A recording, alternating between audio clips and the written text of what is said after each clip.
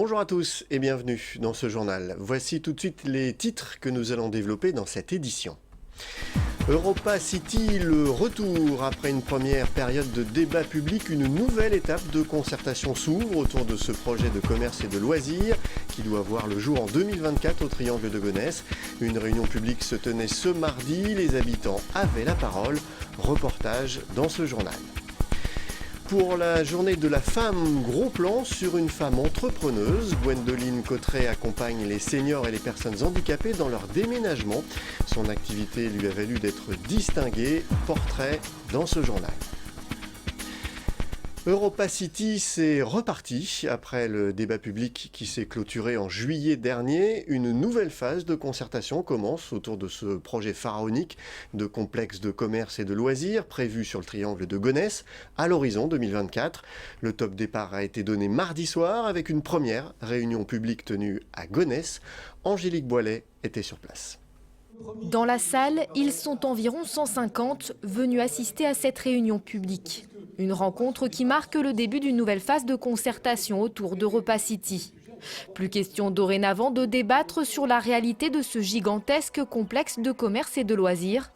Le dialogue tourne cette fois autour du catalogue d'activités qui sera proposé. Objectif pour le promoteur Imochamp, recueillir les attentes du public pour susciter la plus large adhésion autour de son projet prévu sur le triangle de Gonesse à l'horizon 2024. Europa City va se faire. Maintenant, il faut qu'il se fasse dans les meilleures conditions possibles. Il faut qu'il soit le plus utile possible au territoire. C'est un projet d'équipement métropolitain, c'est un projet d'équipement pour la France, mais c'est aussi un projet qui s'inscrit dans le Val d'Oise, à proximité de la Seine-Saint-Denis et de la Seine-et-Marne. Et donc, on doit avoir l'expertise des habitants du territoire. Qu'est-ce qu'ils attendent? Comment est-ce qu'ils imaginent les choses? Quelles sont leurs idées pour continuer à améliorer, pour développer des choses qui leur seront utiles à eux? Dans ce contexte, le public est rapidement invité à prendre la parole. Ce nouveau temps de rencontre intervient en réponse aux recommandations de la commission du débat public qui lui avait suggéré fin juillet de poursuivre ses échanges avec les habitants et acteurs du territoire.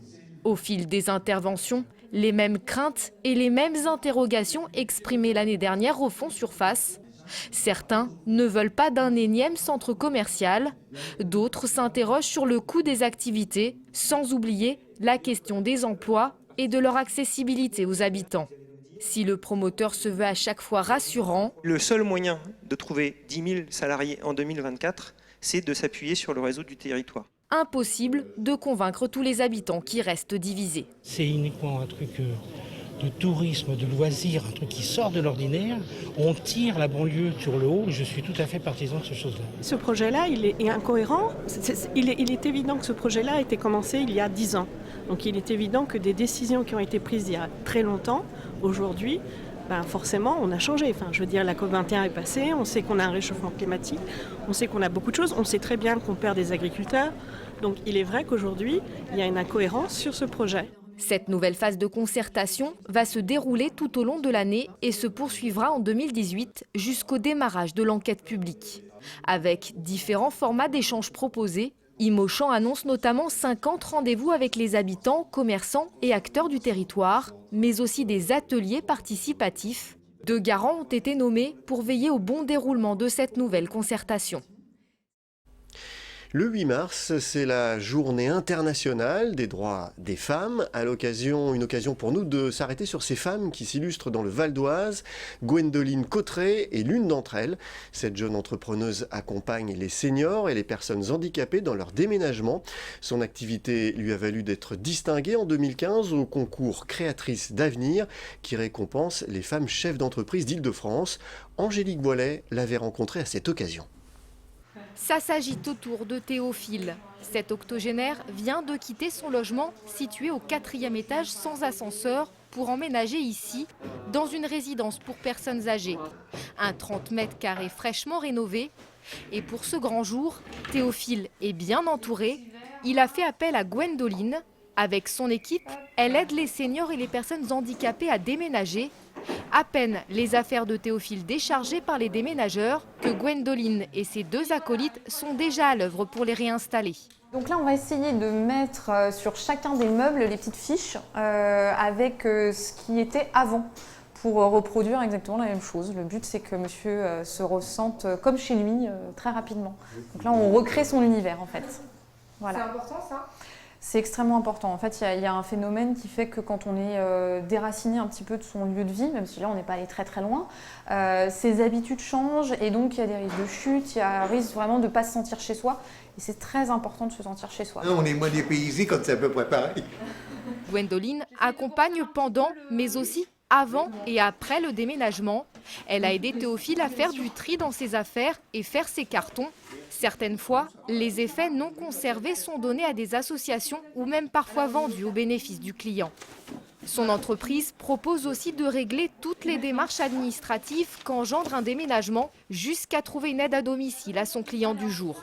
Un ensemble de services qui soulage Théophile. Ça vous enlève une épine du pied, une grosse épine du pied, oui. Enfin, je sais que moi, je m'en serais pas sorti. Hein.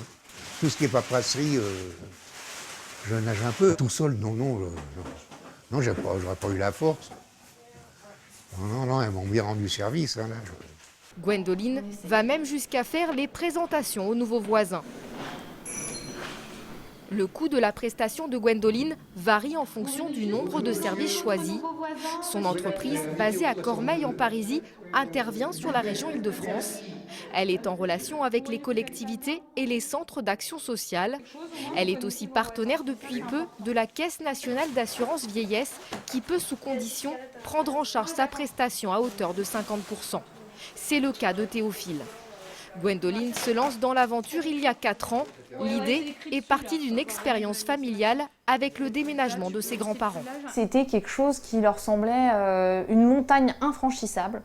Et je me suis posé la question, parce qu'ils sont en Picardie, donc c'est assez loin, comment est-ce que je pourrais les aider dans ce projet-là, en faisant peut-être appel à des professionnels. Et je me suis rendu compte qu'il n'y avait pas de structure en France adaptée pour ce type de déménagement qui ont quand même la caractéristique de demander, par exemple, de faire du tri avant, d'être peut-être un petit peu plus à l'écoute, plus patient, de réinstaller, de faire plus de choses.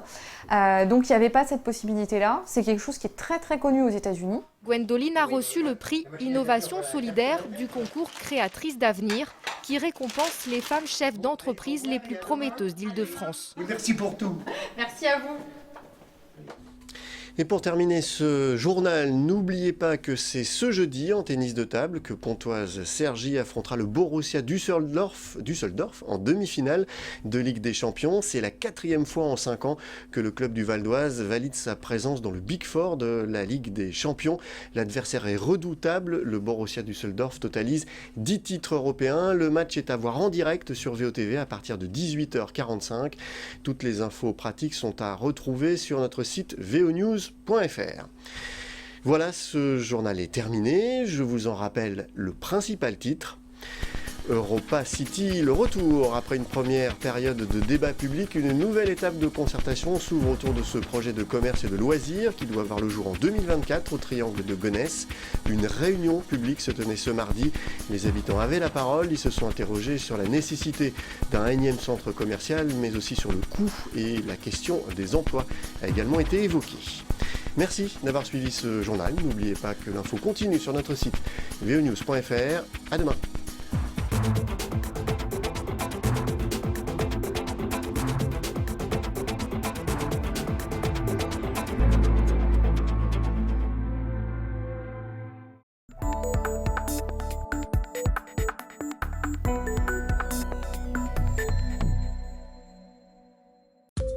Ce grand bâtiment blanc aux colonnes bleues est l'une des fiertés de la ville d'Enghien-les-Bains.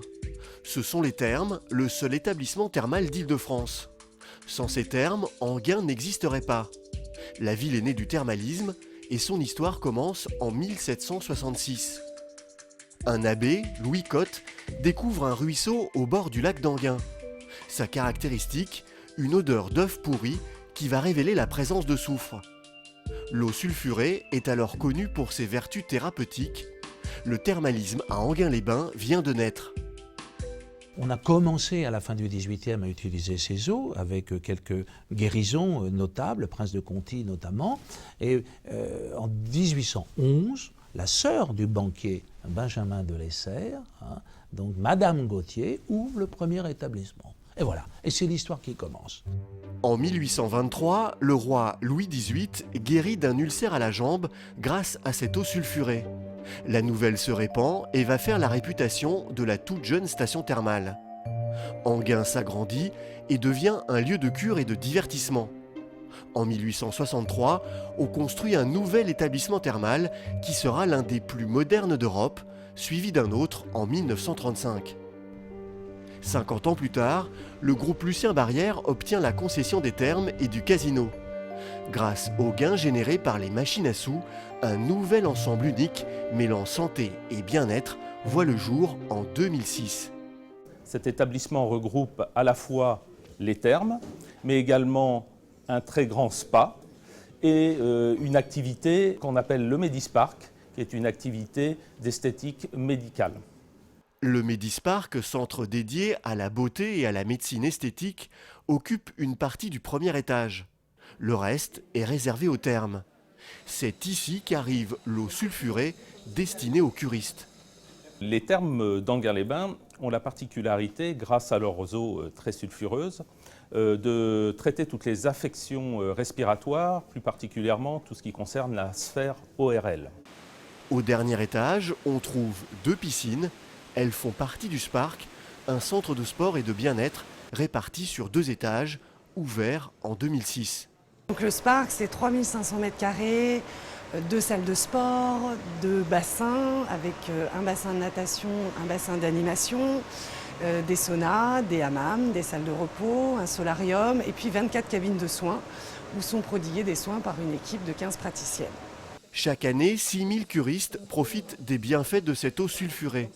Une eau qui a fait la richesse et la célébrité d'une petite ville de seulement 12 000 habitants.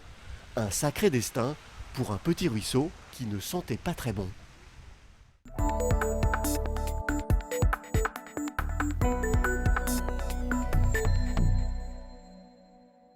Des téléphones et encore des téléphones. À Soisy-sous-Montmorency se cache un musée méconnu, une étonnante collection dédiée au monde des télécoms. C'est un lieu unique en France. En fait, c'est la mémoire de la communication de la France. En fait, on a regroupé ici toute l'histoire de la communication depuis la télégraphie Chappe en 1792. Et c'est la seule plateforme qui existe en France et c'est le seul opérateur en France qui possède cette richesse. La collection de l'opérateur Orange regroupe 11 000 pièces sur 3 000 m² d'exposition, un véritable voyage dans le temps. Tout le matériel qui a été utilisé par les services depuis 200 ans, donc à travers des différents ministères. On a commencé avec le ministère de la Guerre, ensuite le ministère de l'Intérieur, avant de passer au ministère des Postes. Donc il y a toute cette histoire qui est regroupée ici. Le lieu est ouvert au public, sur rendez-vous.